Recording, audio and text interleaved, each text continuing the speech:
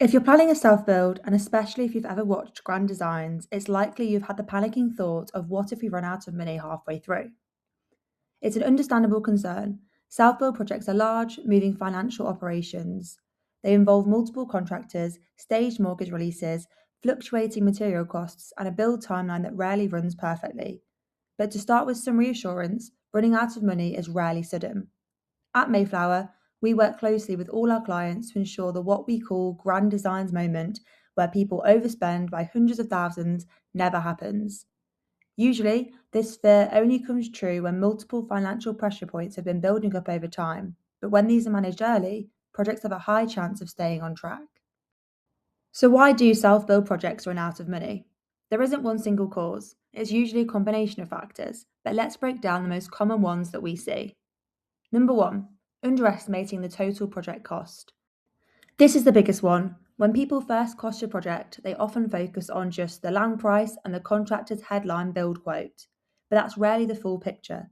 Have you include groundworks variability, utility connections, structural warranties, professional fees, landscaping, VAT timing, a proper contingency? If even a few of those are under budgeted, pressure starts early. That's exactly why at Mayflower we provide a complimentary, fully costed schedule of works to all of our customers. It breaks the bill down line by line, right down to individual materials, so you're not relying on rough estimates or assumptions. When you have transparency from day one, the risk of unpleasant surprises drops significantly. Number two, ground conditions and site surprises. Groundworks are where budgets most commonly drift. You don't see the issue until you dig. It might be poor soil, unexpected rock, drainage issues, contamination, additional foundation requirements. Groundwork overruns are one of the most common reasons projects exceed their initial budgets, and they usually happen early on in the build, which can eat into contingency before you've even reached the structure stage. Number three, specification creep. This one can feel harmless at the time. You upgrade the windows, you choose the nicer kitchen, you extend the glazing slightly, you improve the staircase, you upgrade the flooring. Each decision might add a few £1,000s, which is individually manageable, but collectively becomes very significant. We know self building is emotional. You're building your forever home, and it's natural to want the best. But without a disciplined financial framework, specification creep quietly drains your buffer. Number four, cash flow timing between stage payments. Self build mortgages release funds in stages. That means the process typically looks like 1. Work is completed, 2. An inspection takes place, 3. Funds are released. But your payments might not always follow the same process. Trades often need paying before inspections are finalised. You could be faced with delays in valuations or hold-ups with your paperwork. We know that even a short delay can create temporary cash pressure, and that's why we believe cash flow management is often more important than the deposit itself. And it's also why, when working with Mayflower, clients receive a personalised cash flow forecast. That forecast clearly shows what funds will be released at which stage and when they're expected to arrive.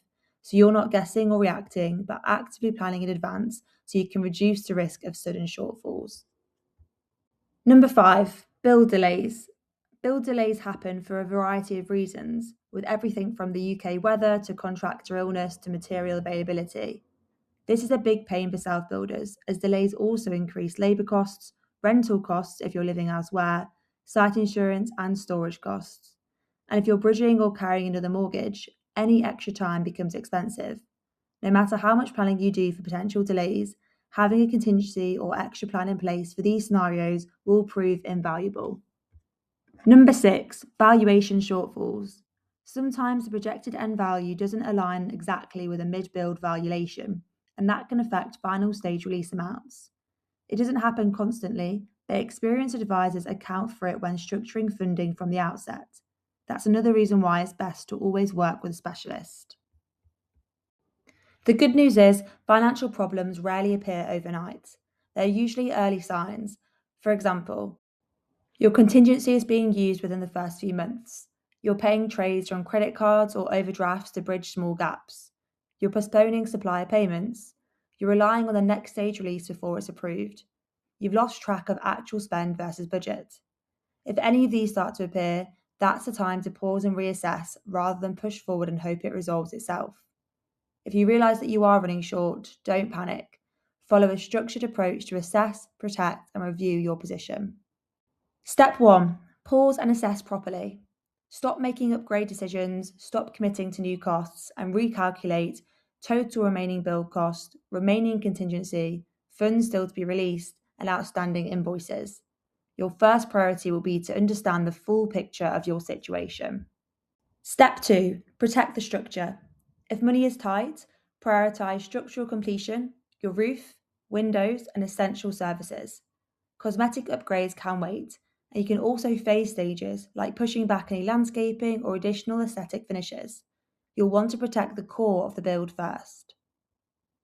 Step 3. Review funding options. Depending on circumstances, solutions might include injecting additional savings, releasing further equity, adjusting loan structure, short-term finance with a clear exit.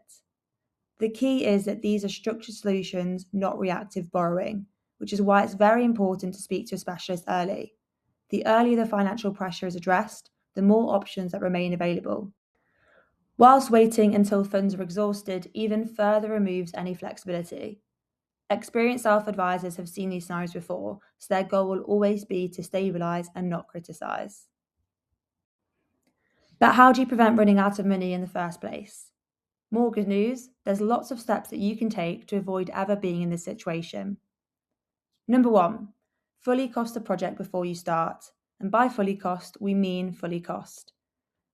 If you become a Mayflower customer, you'll get a complimentary fully costed schedule of works that ensures every component is accounted for, including materials, labour costs, and everything in between. Number 2, maintain a genuine contingency. 10% is a minimum, but 20% is even better. Having a contingency fund available for any unexpected costs will be a lifesaver if you find yourself in a tricky situation. But remember, treat it like an emergency fund rather than eating into it for potentially unnecessary upgrades. Number 3, plan your cash flow. You'll need a budget so that you're clear on your total cost, but you'll also want cash flow so you have clear visibility into when money is moving. At Mayflower, our personalised cash flow forecast maps stage releases, timing, gaps, and exposure. Forward visibility is one of the strongest tools for financial control during a self-build. Number 4, be conservative with the value assumptions. Self-build finance is unfortunately not the time for optimism. Optimistic projected values create pressure later, whereas conservative planning creates flexibility. The more realistic you can be, the better. And if there's more than one of you involved or impacted by the build, such as a partner or children, make sure you're all on the same page and make the bigger decisions up front, so there are no big changes when you're partway through building. And number 5, separate emotion from financial discipline. It's your dream home, but it's also a financial project. It's so easy to get carried away, and we've been there too. We find it best to set a non-negotiables list. What is truly important to you that you will not compromise on? Agree on this before you start, and you'll have a line you can refer to when changes may need to be made or flexibility is required. The most successful builds are managed with both excitement and structure. Running out of money isn't inevitable, but it is possible without proper planning. Most projects that encounter financial stress show warning signs early, but with realistic costings, proper contingency, clear cash flow forecasting, and structured oversight, the risk reduces dramatically. If you want clarity around your own build finances before problems even appear, having the numbers mapped properly from day one will make all the difference.